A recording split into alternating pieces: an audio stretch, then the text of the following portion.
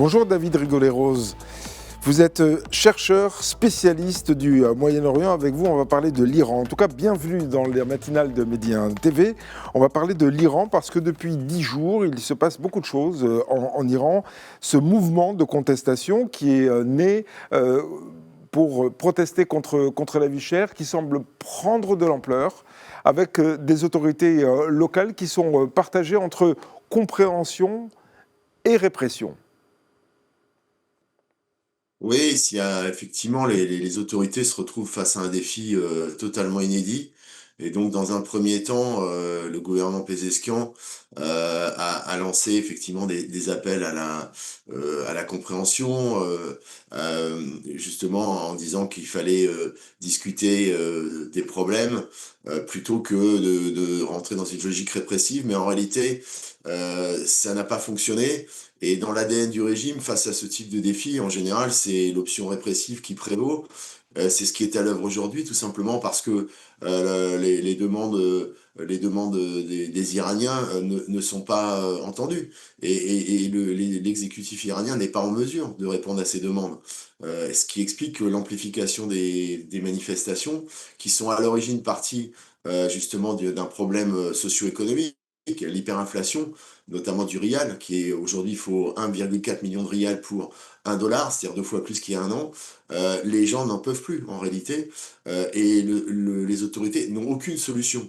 Et c'est là où ça devient, effectivement, il y a la possibilité d'un point de bascule, parce que ce qui était une revendication essentiellement économique, liée à la monnaie, prend un tour politique, effectivement, avec des slogans de plus en plus politiques, réclamant le départ, la fin de la République islamique, et chose assez nouvelle par rapport aux manifestations, au cycle de manifestations précédents, un appel au retour de la monarchie, Javid Shah, longue vie au Shah, Reza Shah, justement, repose en paix, et le fils de l'ancien Shah a émis le fait qu'il était prêt à assurer une transition vers la démocratie, justement, pour éviter le chaos. Oui, est-ce que on peut supposer, parce que je vous suis, ce que je comprends, c'est que vous êtes en train de dire que on est peut-être à un point de bascule, c'est-à-dire que le régime des mollahs pourrait, si ce n'est vaciller, du moins être renversé.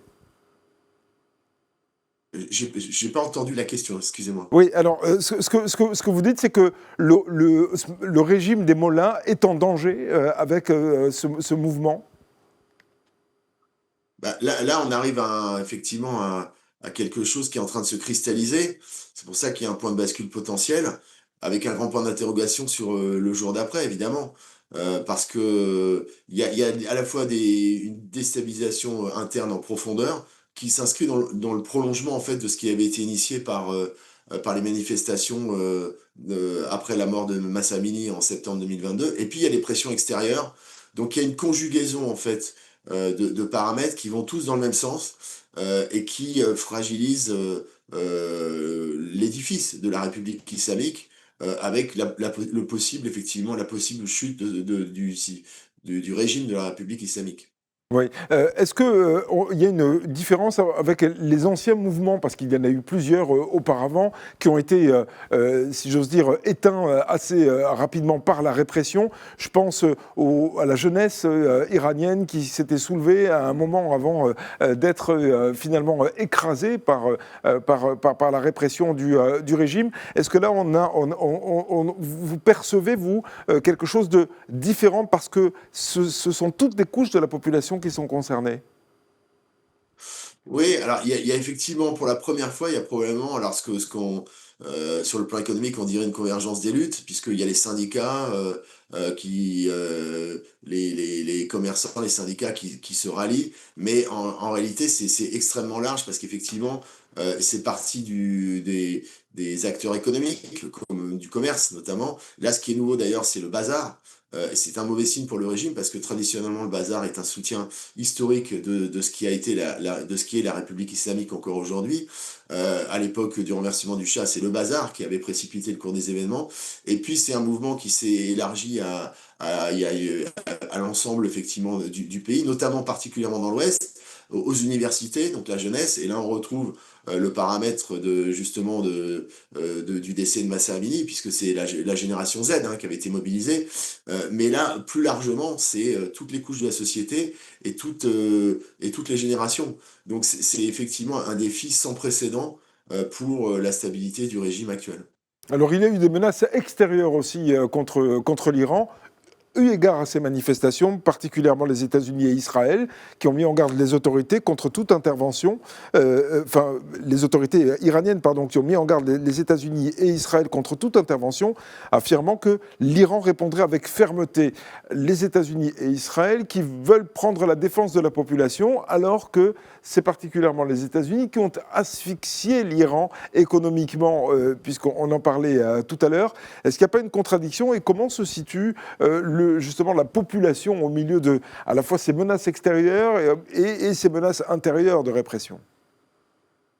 Oui, alors on attribue souvent la situation interne aux seules sanctions qui ont été rétablies d'abord par les Américains et puis ensuite avec le snapback en septembre, les sanctions onusiennes internationales qui ont amplifié en fait des dérives préexistantes en termes de malgouvernance, de corruption généralisée qui est stigmatisée par la population.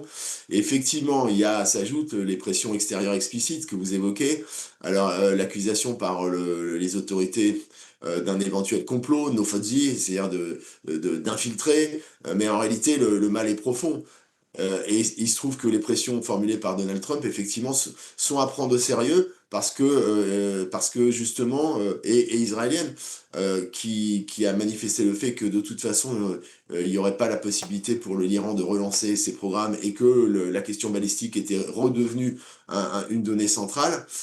Et donc, le message qui a été lancé par Donald Trump n'est pas tombé dans l'oreille d'un sourd, ni pour les autorités, même si elles balaient ça d'un revers de main, mais ils sont très inquiets depuis l'affaire de Maduro au Venezuela. Et puis aujourd'hui, hier, on a vu apparaître des manifestations, des slogans d'Iraniens disant Trump, l'Iran, les Iraniens t'attendent. Une rue a même été rebaptisée symboliquement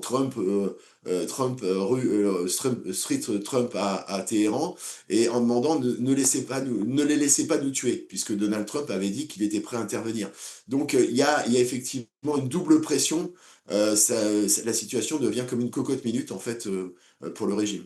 Oui, alors justement, Donald Trump avait déclaré, dernière question très courte, réponse si vous le voulez bien, parce que le temps nous est compté. Donald Trump avait justement déclaré, à propos d'Ali Khamenei, qu'il n'était pas difficile à trouver et qu'il avait, à demi-mot, estimé qu'il pouvait très rapidement essayer de l'abattre quelque part, pour dire les mots. C'est une possibilité qui pourrait faire basculer tout le pays. J'ai pas entendu la fin de votre question. Alors, est-ce que c'est une possibilité que Donald Trump intervienne contre le chef spirituel de l'Iran pour faire basculer le pays? C'était ma question. En tout cas, il peut y avoir un coup de pouce effectivement extérieur à ce moment-là qui vise. Il ne s'agit pas d'envahir l'Iran, c'est tout simplement pas d'actualité, mais qui viserait éventuellement les centres névralgiques du régime, dont potentiellement la cible du guide, qui aurait prévu justement une exfiltration en urgence si la situation dégénérait et devenait hors de contrôle. Merci beaucoup David Rigoleros d'avoir été en direct avec nous dans la matinale de Média TV. Je rappelle que vous êtes chercheur et spécialiste du Moyen-Orient. Excellente journée à vous.